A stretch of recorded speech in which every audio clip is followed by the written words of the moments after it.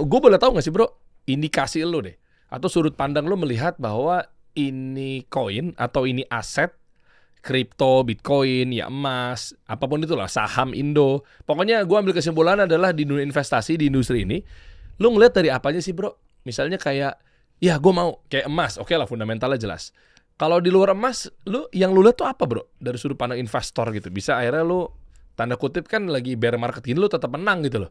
All time high gitu loh, aset lo Jadi gitu. sebenarnya gue lagi ngamatin ekosistem yang lagi bagus nih sekarang Hyperliquid bro. Dan kemarin gue sempat bikin konten. Sekarang gue mau borong Hyperliquid bro. 100 juta aja sebulan, kecil-kecil lah. Kita lihat nanti jadi berapa dalam 1-2 tahun ke depan gitu. Nah kenapa kok Hyperliquid gitu kan. Sekarang porto gue ini 80% di Hyperliquid bro sekarang. Termasuk kan lu juga ada 100 juta, lu juga ada di CoinRai juga kan, lu pernah bilang. Oh kan? iya ada juga tuh. Iya kan? Itu iseng aja gitu. Isengnya Steven 100 juta tuh. Isengnya dia tuh. Asal masuk apa segala macamnya. Enggak, maksud gue gini bro. Ini sebenarnya nggak ada. Ini yang di Hyperliquid tapi nggak boleh disebutin bro. Hah? Serius bro? Iya ini sebagian. Ada lagi. Itu sebagian yang lu intipin ke gua aja portonya. Iya. Jadi lu punya Hyperliquid ada di 2 exchange gitu. Ada di wallet lah. Ya di wallet lah ya. Tapi gitu. Satu exchange. Ya bagi-bagi. Bagi-bagi ya. Itu yang di salah satunya dan yang paling kecilnya. Enggak lah, oke lah. Yang tengah-tengah. Enggak, sebentar. Aset lu segitu itu berbanding lurus nggak? Maksudnya gua ngomong PNL atau profitnya deh. Berapa persen lu udah naik? Kenaikan itu dulu tuh. Ya kalau misalnya itu adalah jumlah modal lu kan sama aja, impas dong. Enggak. Ini beli Hyperliquid gua waktu itu serok banyak di 27. Jadi ceritanya gua sempat kena drawdown kan. Waktu itu BTC turun tuh dari 120 ke aku waktu itu jual di 100 sampai 107-an. Ada videonya. Nanti kita mungkin tampilin juga ya di sana. Aku ada waktu itu buang semua Bitcoin gua di Instagram, ada buktinya juga di 107 sampai 100 ribuan. Tapi lumayan juga Bro, itu dari 120 turun ke 100 sampai 107 itu udah rugi 20% lah ya. Nah, itu kebetulan turun gua tembakin semua ke Hyperliquid waktu dia di 27. Nah, 27 itu turun lagi Bro, dia ke 20. Di situ aku rugi sampai belasan miliar juga bro waktu itu. Tapi untungnya sekarang 27 dia naik ke 40 bro. Jadi sekarang udah jadi kayak yang tadi yang lu lihat itu. Lu sebegitu percayanya sama Hyperliquid? Tadi kan pertanyaan gue masih sama nih. Apa yang lu lihat gitu dari koin dalam hal ini misalnya Hyperliquid atau mungkin apa gini, total aset lu berarti ada di mana aja bro? Yang lu spot as a spot ya? Iya, gua memang sukanya di spot, enggak suka yang itu leverage gitu. Ya, oke. Ada di mana aja? Total aset lo? 80% di Hype, BTC mungkin sekarang cuma 5%, 15-nya di emas. Lo yang lain-lain nih, koin-koin yang lain nih? Nggak ada. Oh, hitungan lo 100 juta itu nggak lo hitung lah ya? Iya, itu RAI itu kan. Iya, RAI, ya apapun itu 50 juta, 100 juta itu nggak lo hitung sebagai aset lah ibaratnya. Ya itu kan cuma 0, sekian persen. Oh gitu. Iya, Neng. Masuk ada di sisa-sisanya berarti ya? Iya. Cuma ya kalau yang gede-gede ya tadi itu 80 Hype, 15 emas, 5 BTC. Oke. Gue masih penasaran sama, gue ngerti sih Hyperliquid yang dimaksud tuh adalah koin Hype ini, HYPE gitu ya. Karena memang ide foundersnya yang sebenarnya lu beli koin tersebut balik lagi ke lu juga kan. Benar. Jadi kayak gini konsepnya sebenarnya gini bro. Tapi hanya itunya apa gimana? Jadi yang lu lihat. Kamu bro tahu kayak di mungkin kasino lah ya bro ya. Yang menang siapa bro? Bandarnya. Bandar. Kan? Misalnya kita judi lah atau mungkin kita di exchange lah. Exchange yang main future lah bro. Yang menang siapa? Ya exchange ya. Exchange-nya kan. Iyalah. Nah kalau di Hyperliquid kan banyak juga. Dia ada future, bentar lagi ada prediction market, apalagi bentar lagi FIFA World Cup. Yang menang siapa bro? Hyperliquid-nya kan. Ya kenapa lah? Apa landasannya? Kenapa tetap Hyperliquid yang menang? Nah jadi tesis saya kayak gini bro. Daripada kita kalah di kasino, mending kita jadi yang punya kasinonya. Nah gimana cara kita jadi yang punya kasinonya? Ya dengan beli token Hyperliquid ini. Kenapa gitu? Soalnya Hyperliquid ini punya foundernya ini kayak nggak butuh duit bro. Si Jeff ini dia kayak nggak butuh duit. Dia punya prinsip spirit yang sama seperti Bitcoin gitu. Dia nggak pakai modal venture capital, jadi nggak ada investor gitu ya. Terus habis gitu dia juga setiap dapat cuan, dapat pendapatan, uangnya dipakai untuk buyback koin Hyperliquidnya lagi 100% gitu. Jadi otomatis holdernya yang pegang koin Hype ini merasakan pendapatan dari bisnisnya seperti itu. Jadi setiap kali Hyperliquid ini menghasilkan uang, misalnya banyak orang lagi trading terus kalah, liquid, Hyperliquid dapat duit, itu dipakai untuk beli koinnya lagi. Besok ada yang trading lagi, kalah, dipakai lagi. Besok ada yang trading, kena fee, dibuat buyback lagi. Gitu terus. Sampai makanya harganya tetap stabil dan bahkan cenderung naik gitu. Apalagi dia barusan mengeluarkan inovasi bro, yang benar-benar diapresiasi ya sama Bloomberg. Dia keluarin yang namanya HIP-3. Nah HIP-3 ini apa? Jadi sekarang kalian bisa trading saham US, komoditas 24 jam 24/7 gitu. Jadi setiap hari, setiap waktu udah bisa trading saham US dan komoditas di Hyperliquid. Sedangkan kalau di pasar forex, terus di pasar saham US, itu kan tutup tuh Sabtu Minggu, apa malam juga tutup tuh.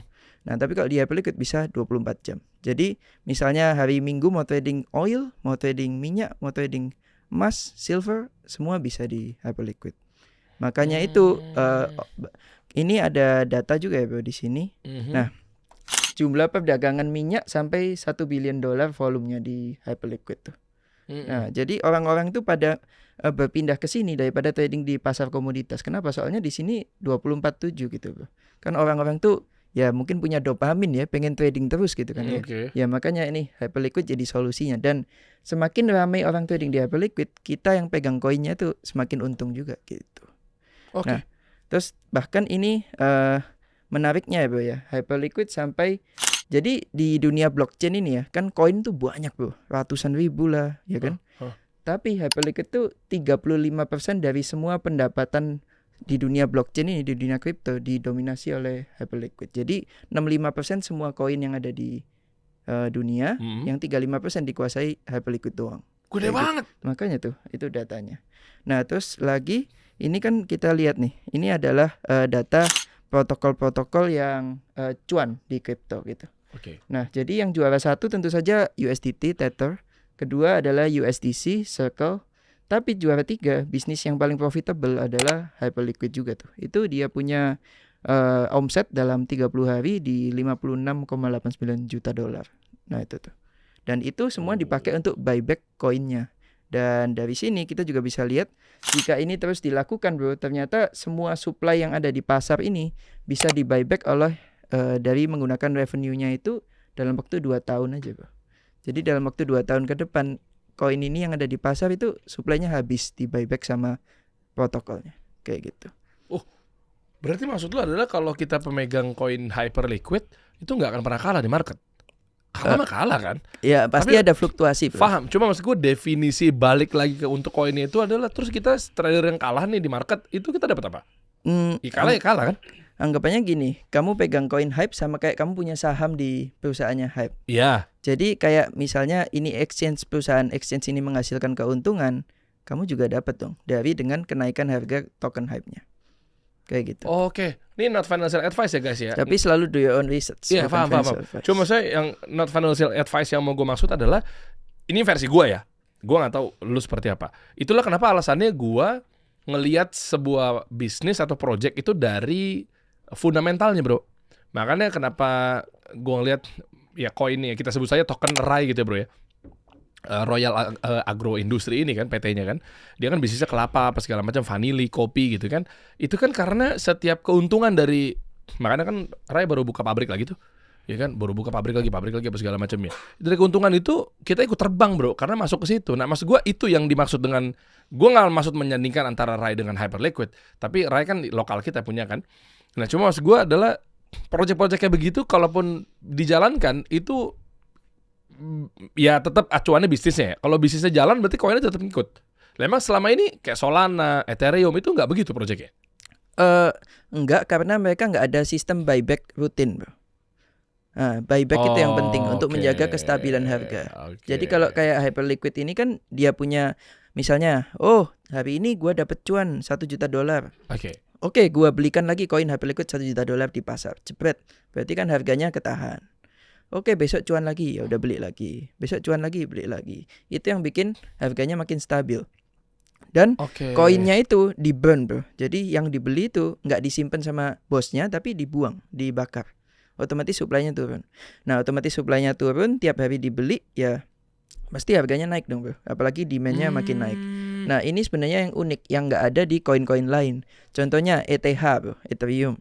Itu si Vitaliknya pacaran terus bro, jualan koinnya terus. Nah kayak gitu. Itu harus jadi meme ya. Iya. lagi bucin nih gitu kan. Iya kan, kalau kayak gitu kan repot ya bro ya. Misalnya kayak, waduh aku lagi pengen pacaran duitnya kurang. Ya udah jual koin gua dulu lah. Gawat itu bro. Nah makanya kita juga harus lihat foundernya gitu.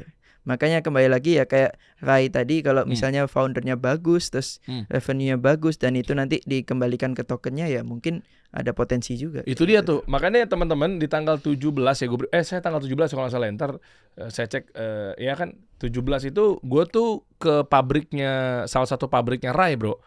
Ya, jadi 3-4 jam tuh dari Gading Serpong itu. Ya dari kantor, dari daerah situ, karena gue berangkat nanti ketemuannya dari situ tuh bareng-bareng konvoy ke sana gitu loh. Yang vanili ya, karena memang Rai ini kan ada vanili, ada kopi, ada kelapa gitu. Nah gue ngeliat dan gue tahu betul bahwa semangat foundernya, kan tadi kan lo bahas mengenai bosnya Hyperliquid kan. Kalau ini kan bosnya Rai lah bisa dibilang. Nah gue manggilnya Babe. Babe ini memang betul-betul setiap pengembangan dari usaha kelapa, vanili, kopinya itu memang ujung-ujungnya buat pengembangan si token ini sendiri sih sebenarnya. Nah itu yang gue lihat ya. Cuma memang nanti gue coba tanya lebih dalam mengenai, gue konfirmasi lagi gitu ya, terkait apakah dengan model buyback seperti yang dilakukan oleh Hyperliquid gitu sih maksud gue. Makanya kalau kayak gitu berarti dipastikan kalau sistem buyback udah pasti kita nggak akan kalah telak gitu ya bro ya. Kalau dengan konsep seperti itu ya. Bener, soalnya kan karena balik lagi ke situ kan, ke proyeknya kan, ya, ngidupin bisnisnya kan, ngidupin komoditasnya lah, simpelnya begitu ya. Bener, intinya dikembalikan lagi ke pemegang sahamnya. Sama lah kayak di bursa saham kan ada perusahaan yang kita akan buyback segini, senilai ini gitu. Itu kan yang diuntungkan juga yang pegang sahamnya naik jadinya. Kayak gitu.